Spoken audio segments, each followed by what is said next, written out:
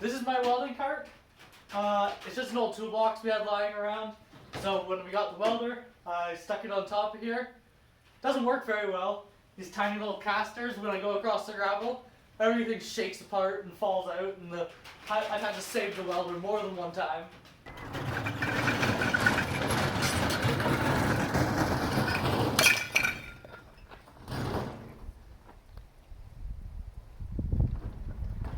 But now that we've got the gas, I figure it's time, I might as well build a welding cart. So,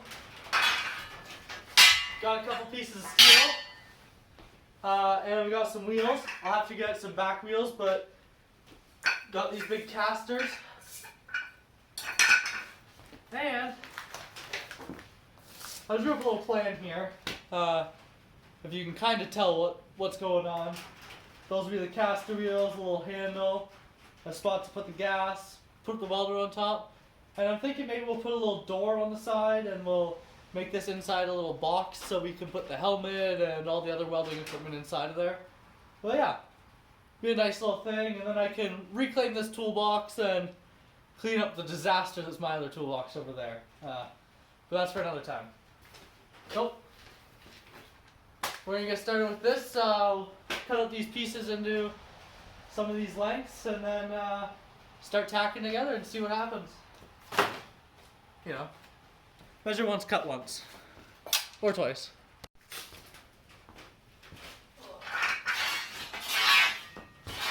Okay, so the first step is going to be we're going to take this angle iron here and we're going to measure it out to the size of the welder and create a box that holds it up. Should be pretty easy. I think I already measured it last night and it was 8 inches by 16 inches, but I'm going to remeasure it, cut these down, and then we'll tack that box together and do some, I think I wanted to do 2-foot posts with the square tubing I have over here. And we'll make a little box at the bottom for that, just to make a frame. We'll get So I had the whole video done, and when I went to upload it, it corrupted, and when I went back into the editing, all the files were gone except for I was able to recover 3 of them. The 2 clips you saw before that, and 1 more. So we're not going to have any B-roll or progress, unfortunately. I do have 1 clip I'll show you, but before that, I'll just let you know that I had made the decision to, when I started welding, I was like, I'm not going to grind any of the welds. Whatever the welds look like, we're just going to sand them down, paint over it, kind of let them eat, you know? It's a welding cart. Got to show off the welds, even if they're not good. So that's what you'll see. And then, yeah, I'm really happy with how it's turned out, but here's a clip of right before I put the back wheels on. I picked up some new casters that I found in like the back of my garage, and they're not as big as the ones I showed, but they work great. Definitely a better choice than those massive metal ones. So yeah, I'll show you the plans and kind of explain the cuts if you can't read my chicken scratch. And then I'll show you the cart. I'm really happy with it. So yeah, let's check it out.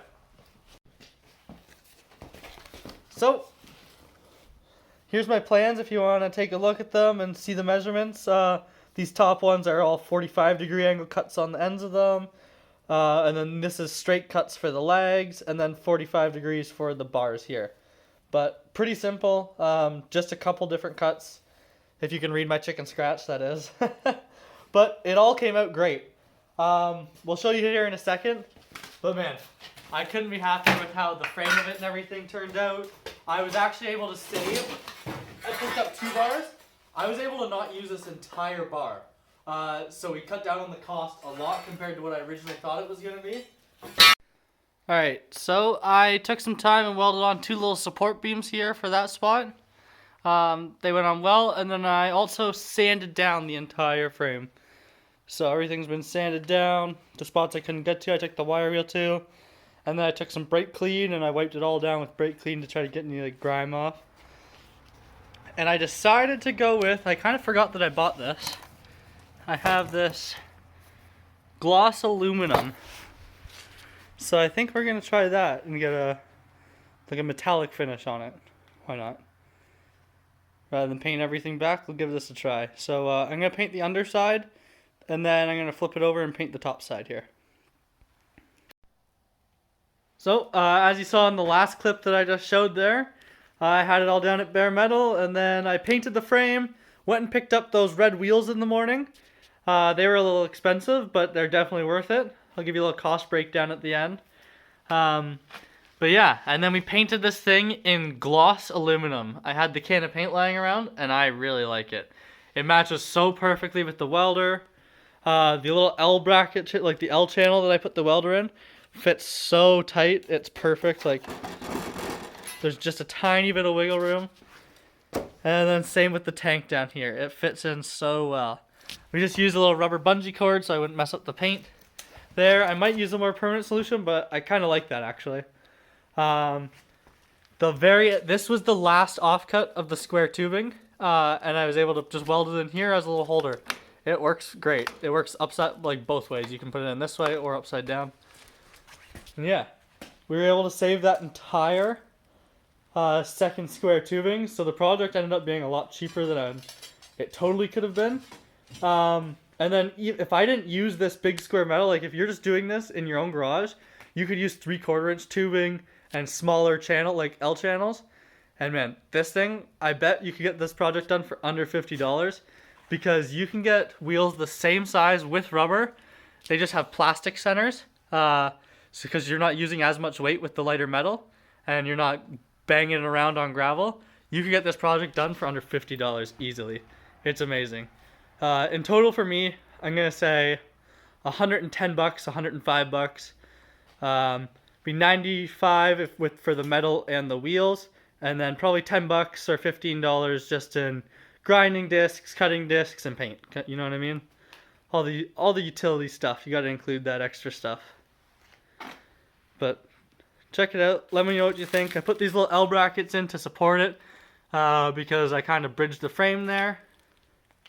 But it seems really strong. The thing weighs probably 45 pounds, if not more.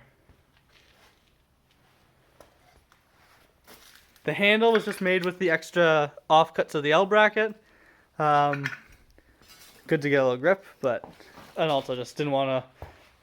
I really didn't want to use this second piece of steel, just as a pride thing. I was like, you know, we'll keep it just the one piece, and I'm happy with that. Let me know what you think, though. I'm really happy. If you're doing this yourself and you're just keeping it in your garage or you have a paved driveway, like I said, you could do this for $50 easily. And it's a nice, fun little project. If you already have the welder, because you're getting a welding cart, why spend $80 on like a cheap little flimsy metal thing when you can make this for $50 to $75, depending what you want to do. $100 if you want to go like a tank like this thing. But yeah, I couldn't be happier. I might have showed that clip already, but we'll run it again.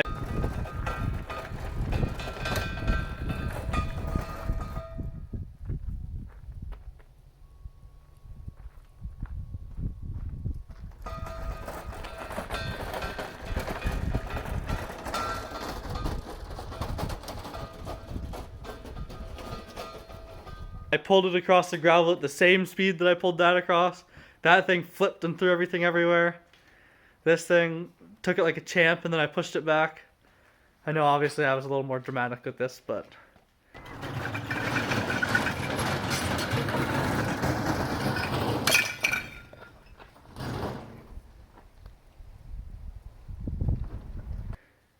Let me know what you think. I'm really, really happy. Obviously all the welds aren't perfect, but I'm getting there. They're getting pretty good. I'm getting happy with them. Thanks for watching. I know it wasn't probably the best video, but I wanted to get it out still because I made the cart and I spent all that time. It was unfortunate the video got deleted, but next Thursday I have another one coming out with like full build video like I want to show, and we'll get back to normal. But I didn't want to miss one because I'm trying to do this every week. So subscribe if you like it, and if you want to see more, thanks for watching.